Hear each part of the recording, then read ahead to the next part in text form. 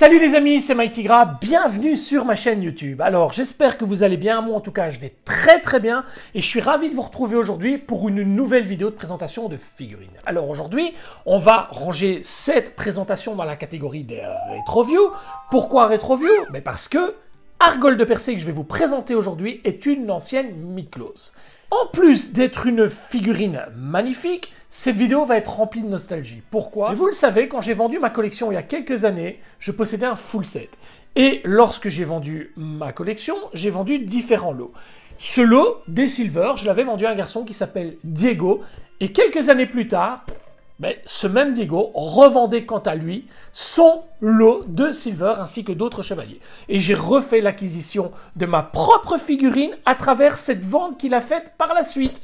Et donc aujourd'hui, la figurine que j'ai la chance, en tout cas l'immense bonheur de vous présenter, ce n'est autre que celle que je possédais jadis dans ma collection. Alors pour moi, c'est vraiment un truc super incroyable, blindé de nostalgie, de ressenti positif. Voilà, c'est vraiment un miracle que je retrouve aujourd'hui cette propre figurine qui jadis peuplait ma collection aujourd'hui dans ma pièce. Voilà, je voulais absolument faire part de ce petit détail avec vous parce que c'est quand même quelque chose qui arrive très rarement. Le mieux dans l'histoire, c'est qu'à l'époque, je lui avais vendu à un prix vraiment démocratique les figurines et il m'a revendu la figurine au même prix que je lui avais vendu sans l'avoir ouverte, sans l'avoir montée. Et ça, c'est vraiment incroyable, sachant que cette figurine aujourd'hui est montée à un prix phénoménal. À l'époque, je l'avais vraiment vendue à un prix très démocratique et j'ai pu la récupérer aujourd'hui à ce prix. Les amis, je pense qu'on a énormément de choses à faire ensemble aujourd'hui. Il y a du montage de figurines bien entendu, il y a un énorme lot très sympathique envoyé par l'ami Komyo Shingon. Vous allez déguster en fin de vidéo dans la séquence posing. Donc je vous invite à rester connecté, installez-vous bien, prenez votre soda, vos popcorn, vos chips, tout ce que vous voulez. C'est l'heure de la dégustation les amis. C'est parti, on lance le générique. Et on découvre tout ça ensemble. C'est parti, générique.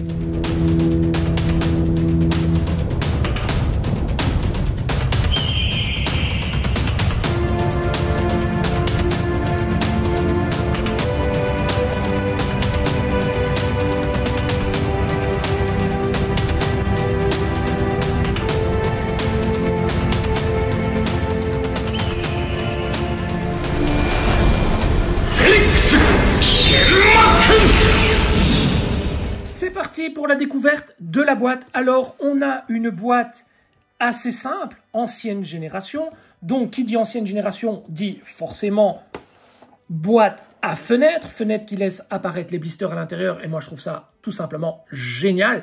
Et les puristes d'entre vous, les plus nostalgiques des premières heures des Miklos, ne diront pas le contraire. C'était vraiment un plaisir que de découvrir l'intérieur de la boîte juste en descratchant. Écoutez ce bruit super agréable. Wow, c'était génial. Voilà, ça c'est pour l'intérieur de la boîte. Voilà, c'est une boîte à fenêtre. C'était tout simplement exceptionnel. Sur l'avant, on retrouve une illustration d'Argol de Persée avec cette couleur violacée mauve très jolie.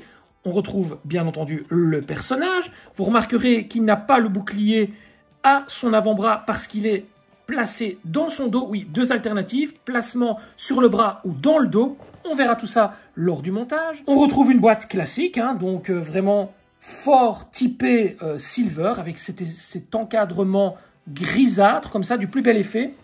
Le côté, le bouclier de la méduse. Sur l'autre côté également. Sur le dessus, rien de spécial. Le dessous reprend quelques annotations de Tamashii. À l'arrière, on retrouve la partie la plus intéressante. Tout d'abord, une pose d'Argol de Persée avec son bouclier mis en avant qui permet de transformer les adversaires en pierre.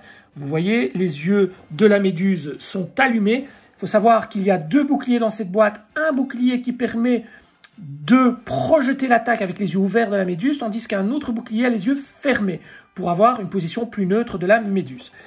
Vous retrouvez ici une illustration du personnage avec, comme je vous le disais tout à l'heure, le bouclier à l'arrière, cheveux légèrement dégagés.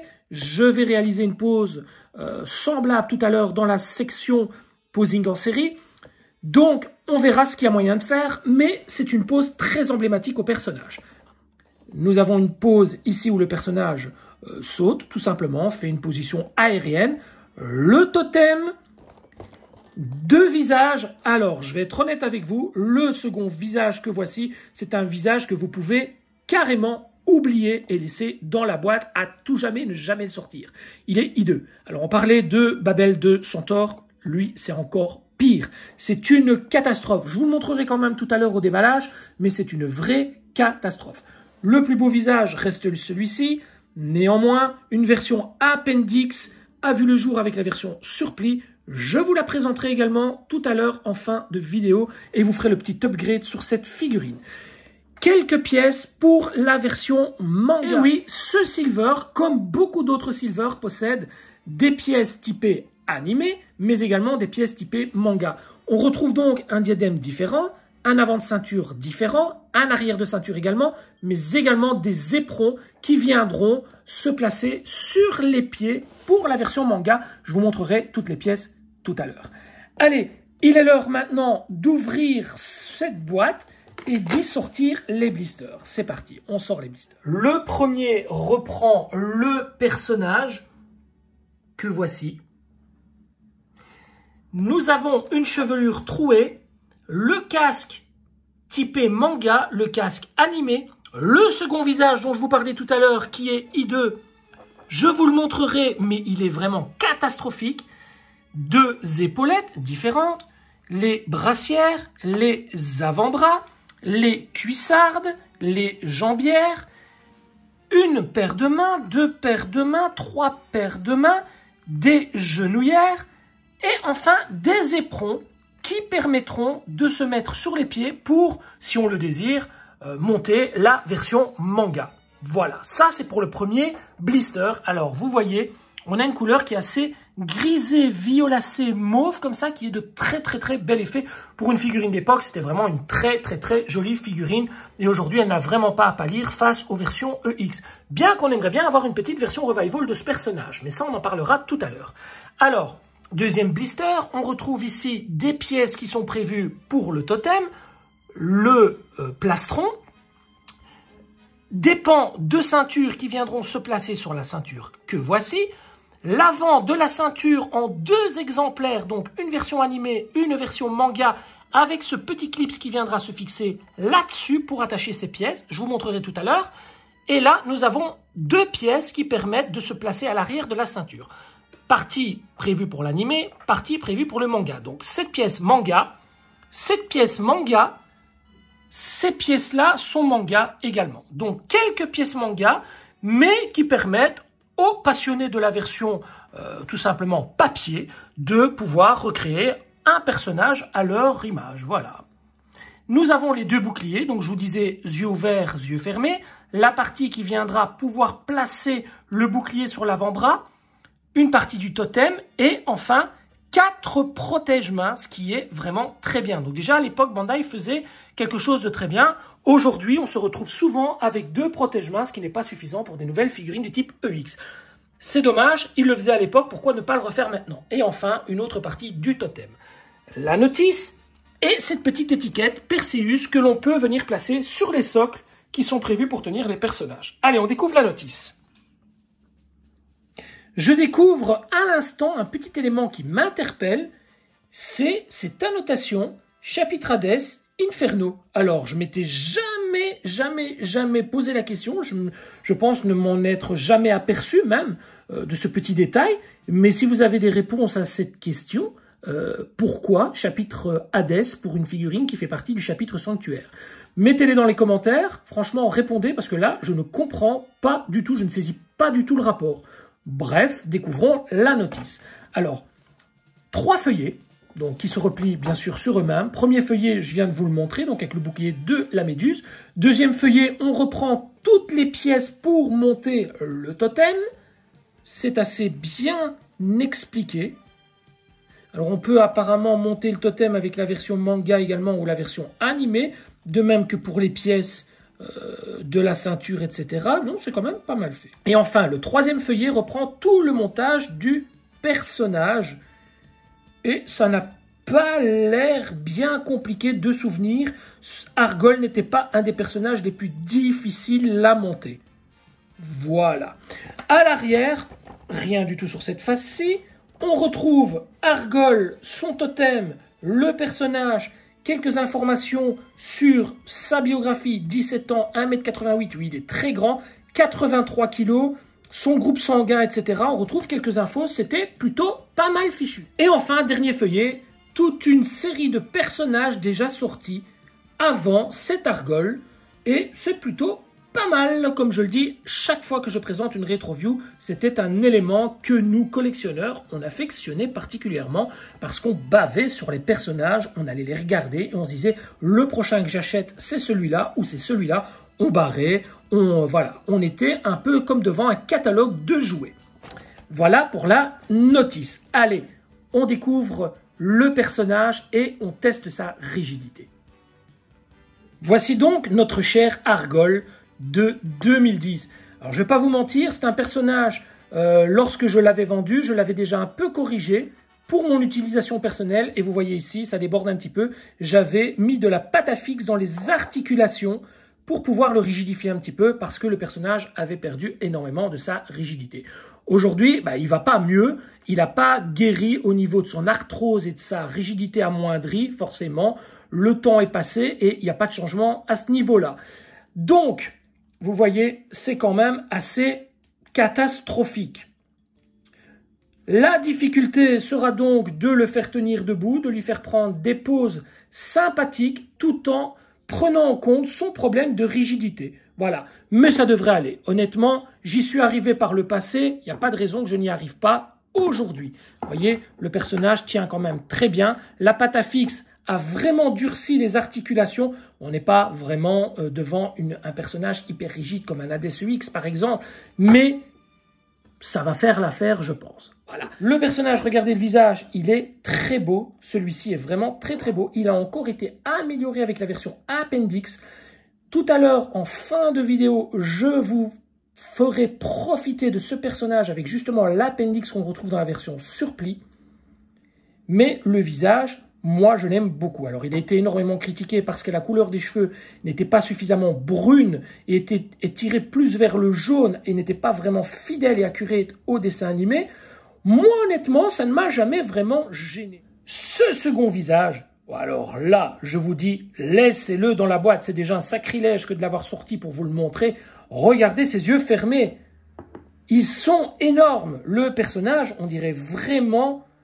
On dirait un gogol, hein. Regardez, on dirait un gogol. Il ressemble à rien. Regardez cette tête. Mon Dieu, quelle catastrophe. Non, honnêtement, ça ne ressemble à rien. D'ailleurs, je vais vous le montrer tout de suite. On est là pour s'amuser. Voilà, je vais vous le montrer. Ce que ça va donner. Vous allez comprendre pourquoi je vous dis de le laisser en boîte. C'est une perte de temps, franchement. Regardez. Allez, retour dans la boîte immédiat. Et on part sur le montage du personnage. Et pour ce faire, on va tout d'abord, comme d'habitude, retirer les pieds, les mains et la tête, ainsi que les cheveux. On monte les bras et c'est parti. Tout à l'heure, en fin de vidéo, je montrais le personnage avec son lycra pour la séquence de posing en série, ce qui permettra de cacher les articulations de l'arrière, mais également les petits débordements au niveau de la pâte à fixe, bien que ceux-ci soient cachés par la ceinture. Allez, c'est parti. Première cuissarde. Cuissarde très jolie avec un effet brillant sous le dessous, tandis qu'il est mat sur le dessus. Voilà, un effet gris et un effet gris mauve très très léger, mais qu'on distingue malgré tout. On place cette partie. La jambière également grise avec un effet violet très très très léger. Voilà. On replace le pied. Et on vient placer la genouillère.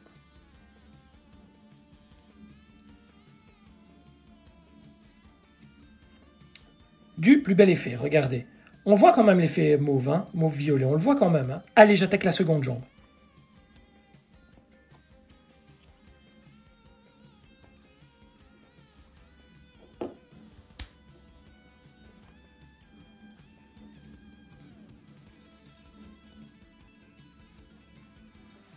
les deux jambes sont placées. Voilà. Et ça tient debout, on n'a pas de souci à ce niveau-là, regardez. Et vous voyez, on a cet effet mauve qui ressort quand même pas mal. Par contre, à l'arrière, on voit les articulations, et ça, c'est vraiment de mauvais goût. Le Lycra fera vraiment toute la différence tout à l'heure. Allez, on attaque les premières brassières que voici. On va bien la monter pour ne pas être gêné lors du posing. Et enfin, on va récupérer l'avant-bras qu'on va mettre comme ceci et pas comme ça. Sinon, vous aurez du mal à le poser pour faire des poses de côté. Alors, on va le mettre dans le bon sens, comme ceci. Comme ça, on pourra vraiment plier son bras et lever son bras et mettre son bouclier vers l'avant. Voilà, on attaque le second bras. De la même manière, hein, bien sûr. Voilà. Et on va mettre les mains. Alors, dans un premier temps, je vous dirais qu'on mettrait bien les poings fermés. Premier point, vous tenez fortement le bras pour ne pas plier la petite boule. Voilà. Et enfin, le second bras. Voilà. On mettra les protège-mains tout à l'heure. On va lever les bras et on va attaquer la partie du plastron et de la ceinture. Plastron que voici. Donc, on retire la partie sur l'avant et on écarte. Alors, faites toujours bien attention, les charnières, c'est pas non plus incassable. Hein. Donc, faites bien attention quand vous les ouvrez, surtout avec des figurines de cet âge-là, qui n'ont pas été montées depuis autant de temps. Et voilà, la partie sur le plastron tient bien. Ça, c'est une chance, elle ne tombe jamais. C'est une chance. Alors, la ceinture, elle est en kit. Vous venez y placer les côtés latéraux que voici. Donc, vous venez calmement les placer. Faites-le en dehors de la figurine, honnêtement. Voilà. Un clips, ça permet de bouger vraiment dans tous les sens. C'est une main de Lego. Et vous voyez, vous pouvez refermer la pièce sur elle-même. Voilà, pour que ce soit plus joli. Donc, allez-y calmement. C'est du plastique. Mais honnêtement, figurine de 2010, le plastique ne bougeait pas au niveau de la peinture. C'est un truc de folie. Alors, on écarte et on vient placer cette partie dans le dos. Voilà, ça vient se clipser. Vous voyez le petit trou ici, à l'ancienne. Hein. Et vous venez le placer dans le dos comme ceci et le refermer. Voilà, de cette manière. Ensuite, vous récupérez l'avant de la ceinture que voici avec le petit clips ici qui va venir récupérer la pièce de cette manière et vous venez le clipser sur l'avant. Et alors, on ne voit pas la pâte à fixe entre les cuisses. Par contre, à l'arrière, vous venez placer la partie ici. On continue le montage avec l'épaulette à pointe. Alors, vous voyez ici aussi, main de Lego. Elle permet de se refermer sur elle-même et de vraiment prendre un mouvement ample. C'était vraiment pas mal pour l'époque. Vous venez la fixer calmement sur l'avant du bras et vous pouvez vraiment la tourner. Alors, vous aurez de temps en temps la malchance, à mon bon souvenir, que la pièce saute, se retire lorsque vous allez lever le bras. Allez-y calmement, il n'y a pas mort d'homme. Si ça tombe, vous le remettez tout simplement. Mais quand vous allez bouger votre bras pour donner une pause, veillez toujours à lever l'épaulette avant pour ne pas la coincer ici dans le dessous de la brassière. Donc vous la mettez de cette manière et puis vous donnez la pause à votre bras et puis vous venez la refermer tout simplement. Ce sera beaucoup plus facile pour vous et ça vous évitera d'avoir de mauvaises chutes des pièces et éventuellement de faire des vilains coups à vos pièces. La seconde épaulette, quant à elle, n'a pas de main de Lego, pas de clips, juste cette partie arrondie qui va venir se mettre dans les petits trous autour de l'épaule et se mettre à serrage. Donc vous y allez calmement également. Voilà, normalement ça rentre tout seul, regardez. C'est rentré. Et l'épaulette, ne la laissez pas comme ça. Vous devez la ramener un maximum sur la partie des épaules. Hein. Vous voyez, comme ceci. On va à présent mettre les protège-mains. Premier protège-main.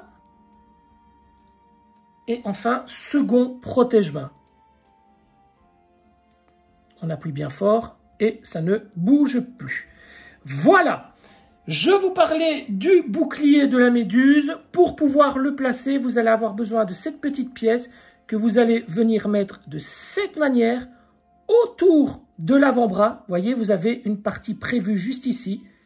vous venez le placer de cette manière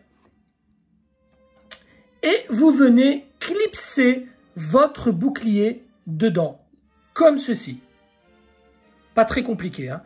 Ou vous avez la possibilité de mettre le bouclier dans le dos. Le même clips est prévu dans le dos. Vous venez le clipser dessus. Et c'est du plus bel effet si vous faites une pose de dos, comme on le fera tout à l'heure. On va rester, quant à nous, sur la première optique, à savoir sur le bras dans un premier temps. Venir placer la chevelure. On va remettre la tête. Vous l'enfoncez bien, ça doit clipser. On va retirer, regardez, déjà rien que comme ça, c'est pas mal du tout. Mais bon, Argol sans son diadème, c'est pas vraiment Argol. On va retirer la chevelure avant. On va placer la chevelure à trous que voici. Ressemble fort à celle de Fenrir du loup guerrier divin d'Asgard. Hein. On la place. Et on récupère le diadème, regardez, du plus bel effet. Et on va venir le placer. Et là, on a un résultat qui est tout simplement magnifique pour une figurine de 2010. Alors, je vous remets tout ça un peu plus ajusté et on se retrouve dans quelques secondes. Après un réajustement de l'armure sur le personnage, voilà ce que ça peut donner. Alors, Argol est vieux de 2010, je vous le rappelle, c'est un vieux pépère. Il a réellement de gros problèmes au niveau des articulations et ça a été réellement pénible de le faire tenir debout de la sorte. J'ai mis quand même un petit moment. Voilà, la pose est quand même sympa, mais on devrait pouvoir s'amuser encore davantage sur la séquence de posing en série. En attendant, je vais vous présenter une pièce que m'a envoyée mon ami Komyo Shingon pour cette vidéo. Grosse dédicace à lui, remerciement particulier pour ce prêt qui est de toute beauté. Je vais vous présenter une petite pièce en résine de toute beauté. Je vous laisse en compagnie de la pièce et je vous reprends dans quelques minutes.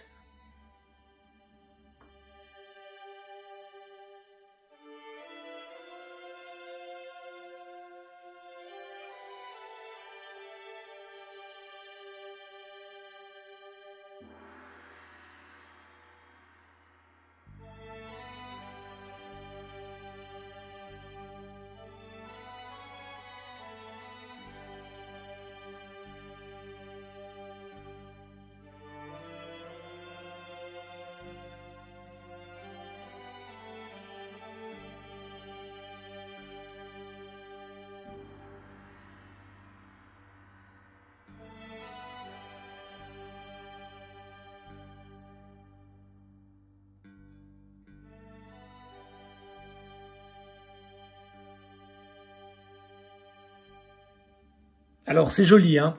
Cette pièce, elle est vraiment jolie. Elle est coulée dans de la résine, donc tout est en résine, aussi bien à la base que les personnages.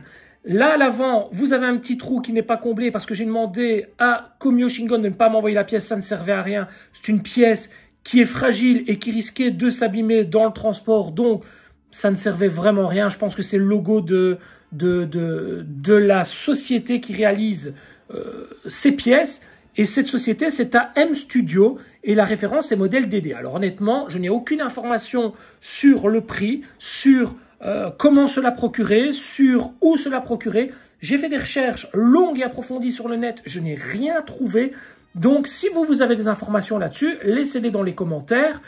Ça fera toujours plaisir à l'un ou l'autre qui désire acquérir cette pièce. Alors regardez, c'est, comme je vous le disais, de la résine. On a un petit trou juste ici en dessous et on a une petite tige juste là dans laquelle vient se fixer le pied de Pégase et il vient prendre place. Donc on n'a pas vraiment le choix de le mettre où on le veut. Hein. C'est vraiment préconçu pour le mettre à cet endroit-là et nulle part d'autre. De même que pour Andromède, vous voyez, il y a une petite tige, voilà. C'est du fer, hein, c'est du métal. Et là, on a un petit trou. Seulement un petit trou. Donc, vous ne pouvez pas le placer n'importe où parce que sinon, ça tombe, ça casse. C'est de la résine. Alors, les petites chaînes se retirent. Voilà, l'autre aussi. c'est très très fragile, vraiment très très fragile, donc il faut vraiment faire attention. Le diadème également, et alors c'est aimanté, vous voyez, regardez, regardez, c'est aimanté, c'est super bien foutu, hein. Honnêtement, celui qui aime tout ce qui est goodies, etc., Senseiya, c'est vraiment vraiment bien foutu, hein. Alors même chose pour les éperons au niveau du casque, c'est aimanté, regardez, c'est super bien fichu. Honnêtement, alors beaucoup pensent que ce sont des figurines que j'avais repeintes. Non, pas du tout. C'est un prêt. C'est l'ami Komyo Shingon qui me les a envoyées en prêt. Et ce sont des figurines originales, oui, qui ont été coulées dans de la résine et qui ont par la suite donné un moule. Et avec ce moule, la société a pu créer ces éléments que je vous présente aujourd'hui. Regardez, c'est vraiment de toute beauté. Et c'est très lourd. On avoisine plus ou moins les 2 kilos rien que pour cette base. Je vous propose de passer à la séquence de posing en série, de nous amuser un petit peu, de mettre le personnage et ses personnages en situation. On se retrouve tout de suite après cette séquence avec l'appendix du surplis qu'on va pouvoir ajuster sur la version classique d'Argol. Et ensuite, on se retrouvera pour le débriefing de cette vidéo. Allez, c'est parti, on lance la séquence de posing en série. Bonne dégustation les amis.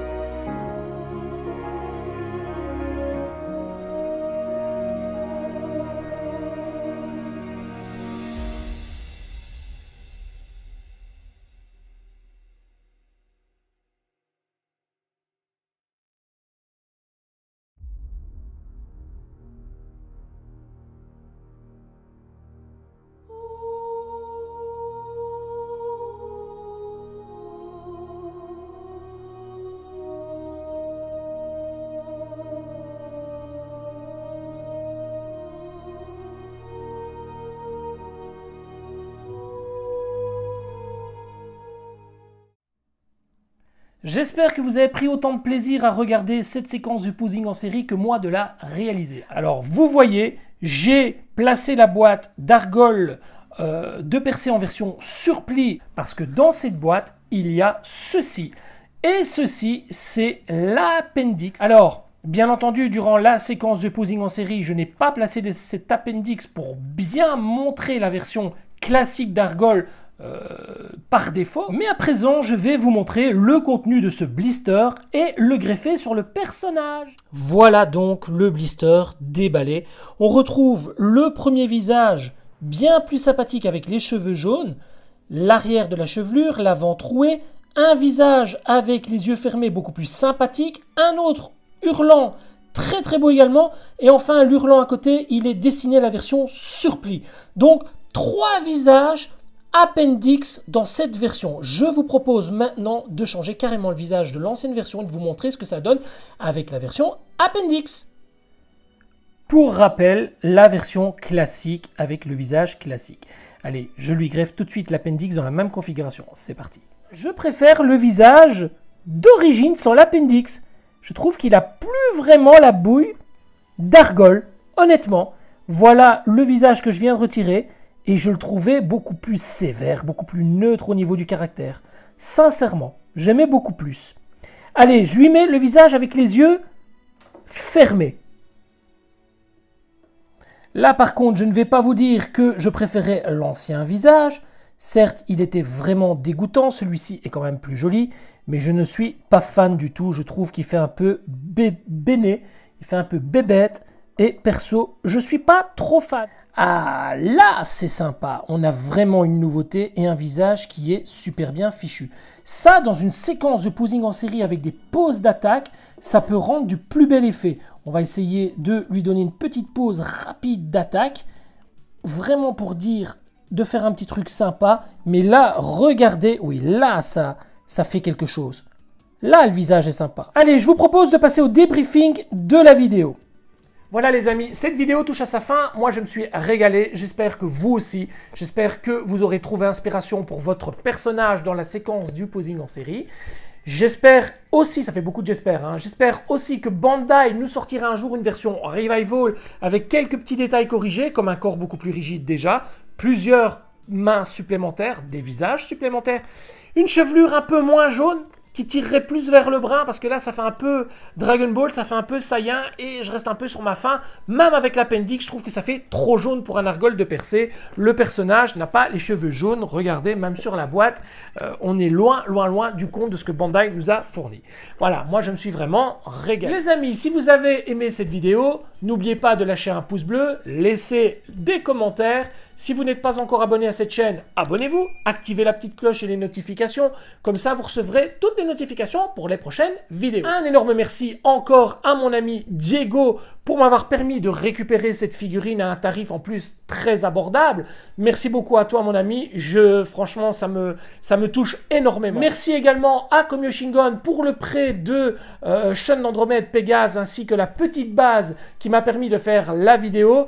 Ça me touche énormément également. Merci à tous pour votre fidélité et je vous dis à très très bientôt pour une prochaine vidéo. Je vous laisse avec un dernier visu sur diorama du personnage avec une pose d'attaque et un visage appendix voilà, que j'ai critiqué tout à l'heure et qui finalement lui va pas trop mal. Allez les amis, à très très bientôt. Ciao ciao, prenez soin de vous et de vos proches. La famille c'est l'essentiel, je le dis à chaque fois, mais ne l'oubliez pas. Salut, ciao ciao.